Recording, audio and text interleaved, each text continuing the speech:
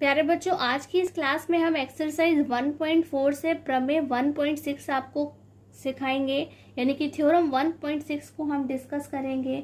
तो प्यारे बच्चों, हम आपको इसके बारे में बता देते हैं कि ये थ्योरम नंबर 1.5 का बिल्कुल अपोजिट है। यानी कि आपने अगर अभी तक थ्योरम नंबर 1.5 नहीं पढ़ी है तो पहले आपको उसे जरूर पढ़ना चाहिए, देन आपको थ्योरम नंबर 1.6 यानी कि प्रमेय 1.6 को पढ़ना चाहिए। चलिए देखते हैं। मान लीजिए x is equal to P upon Q, ठीक है। यानी कि ये बोल रहे हैं कि x जो है वह p अपॉन क्यू की फॉर्म में लिखा हुआ है। क्या है? एक रेशनल नंबर है, p अपॉन क्यू की फॉर्म में लिखा है, परिमेय संख्या है। और वहां पे p और q क्या है? सह अभाज्य है। यानी कि p और q को क्या कहा जाएगा? को प्राइम नंबर्स कहा जाएगा। जहां पर वह बोल रहे हैं कि जो q है, यानी कि ये वाला जो q है, अगर हम उसके फैक्टर करते हैं तो वह 2 की पावर n और 5 टू दी पावर n के रूप में लिखा है, जहां पर n और m की वैल्यू दे रखी है। ठीक, आपको क्वेश्चन में ऑलरेडी यहाँ पे इस तरह की फॉर्म देखने को मिलती है और आप देखेंगे, और नहीं मिलती है तो खुद ही आपको बनानी भी पड़ेगी। और आपको देखना है कि जो n और m की वैल्यू है वह कैसी है? ऋणोत्तर पूर्णांक है। ऋणोत्तर पूर्णांक मीन्स क्या है? नॉन नेगेटिव इंटीजर्स, यानी कि नेगेटिव को छोड़ करके बाकी सभी इंटीजर्स क्या है? ऋणात्मक को छोड़ करके बाकी सभी पूर्णांक, यानी कि 0, 1, 2, 3, 4 इस तरह से वहां पे नंबर हो सकते हैं। और कह रहे हैं कि अगर इतना सब कुछ है, इट मीन्स कि जो x है उसका दशमलव प्रसार शांत होगा। इट मीन्स कि जब हम उसे q से p को डिवाइड करते हैं, क्या करते हैं? q से p को डिवाइड करते हैं तो वहां पर कैसा आएगा? वह डेसिमल फॉर्म में आने के बावजूद पूरी तरह से सॉल्व हो जाएगा, शांत हो जाएगा, टर्मिनेट हो जाएगा। इट मीन्स कि वह पूरी तरह से सॉल्व हो जाएगा, वहां पे कोई भी रिमाइंडर नहीं बचता है। तो चलिए, ये बिल्कुल इसी तरह से उल्टा हो गया, क्योंकि पहले वाले में प्यारे बच्चों हमने प्रूफ किया था कि जो Q है वह 2 की पावर n और 5 टू दी पावर m में होता है, जबकि क्वेश्चन में हमें दिया जाता है कि वह क्या है? उनका जो दशमलव प्रसार है वह शांत है। ठीक है, वह क्या है? टर्मिनेट्स है, वो पहले से ही मिलता है और Q की फॉर्म बतानी पड़ती है।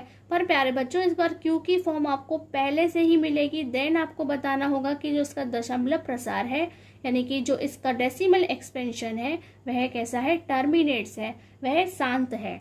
तो चलिए हम स्टार्ट करते हैं। तो प्यारे बच्चों, आप देख सकते हैं कि एक नंबर होगा x, जो कि आपको p अपॉन क्यू की फॉर्म में दिखाई देगा। और जब q के फैक्टर करते हैं, समटाइम्स आपको बने बनाए मिलेंगे, समटाइम्स आपको बनाने पड़ेंगे, तो 2 की power n into 5 to the power m की फॉर्म में आएंगे।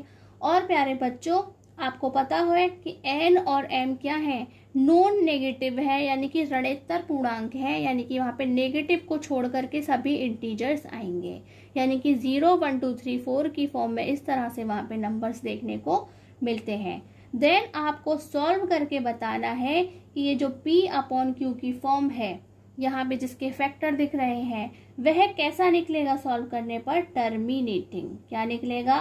वह टर्मिनेटिंग कहलाएगा सॉल्व करने पर, यानी कि वह शांत होगा। जब हम उसे डिवाइड करेंगे तो वहां पर डेसिमल फॉर्म आने पर भी वह कंप्लीटली सॉल्व हो जाएगा।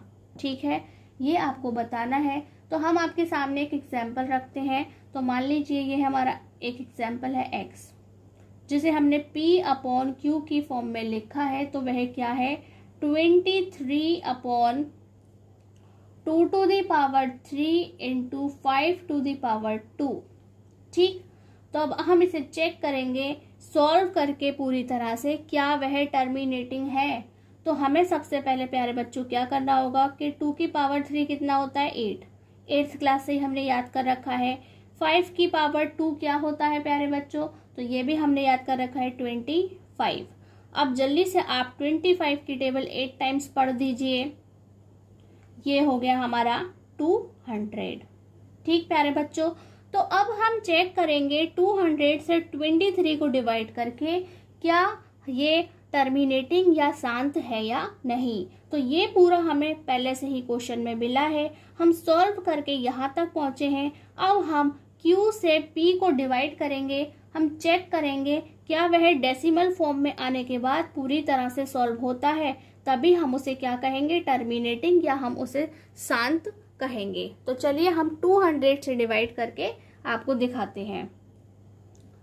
ये हो गया हमारा 200। तो आप इसे नीचे लिख करके भी दिखा सकते हैं, लेकिन हम आपको यहीं सामने ही क्लियर करेंगे जिससे आपको ठीक से दिखाई दे। तो हम पहले क्या करेंगे, तो प्यारे बच्चों आप देख रहे हैं कि 23 में तो जाना नहीं है, इट मीन्स कि हमें डेसिमल लेना होगा। डेसिमल लिखते ही हमें यहाँ पे एक 0 मिल जाता है। फिर हम क्या करेंगे, इसे 1 टाइम्स पढ़ सकते हैं। अब हम इसे देखेंगे, यहाँ पे 30 बचता है और एक बार डेसिमल लग जाए इट मीन्स कि हम वहां पर बार बार 0 ऐड कर सकते हैं। देन अगेन ये फिर से 1 टाइम्स ही जाएगा और अगर हम इसे डिवाइड करते हैं तो यहाँ 100 बचेगा। फिर हम एक 0 लेंगे। अब 2 5 जा क्या होता है 10, 2 पंजे 10 होते हैं, यानी कि अब की बार यह पूरी तरह से सॉल्व हो जाता है। क्या है, अब की बार यह पूरी तरह से सॉल्व हो जाता है। तो आपने क्या देखा कि जो नंबर आपके पास x की फॉर्म में यानी कि p/q की फॉर्म में लिखा था, उसके फैक्टर 2 और 5 यानी कि 2 टू दी पावर n और 5 टू दी पावर m के रूप में लिखे हुए थे। जब हमने उसे पूरी तरह से एक नंबर में, एक परिमेय संख्या में, एक रैशनल नंबर में कन्वर्ट कर लिया और फिर हमने उसे डिवाइड किया, यानी कि q से हमने p को डिवाइड किया, तो वह पूरी तरह से सॉल्व हो जाता है। इट मीन्स कि अगर ऐसी फॉर्म वहां पर बन रही है तो हमारी जो p/q की वैल्यू है, किसकी है, कि जो अभी हमने p/q को सॉल्व किया है उसकी जो वैल्यू है वह कैसी है, टर्मिनेटिंग है। क्या है, वह हमारा एक टर्मिनेटिंग नंबर है, यानी कि वह शांत है। जब हमने उसका डेसिमल एक्सपेंशन किया, दशमलव में प्रसार किया, तब वह आपको क्या देखने को मिलता है कि वह टर्मिनेटिंग या शांत होता है।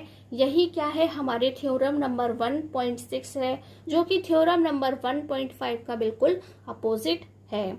इसे समझाने के लिए हमें और एग्जाम्पल्स की बिल्कुल भी जरूरत नहीं है। प्यारे बच्चों, यदि अभी भी आपको कोई डाउट है तो आप हमसे कमेंट बॉक्स में पूछ सकते हैं। आज की क्लास में बस इतना ही। नमस्कार, धन्यवाद।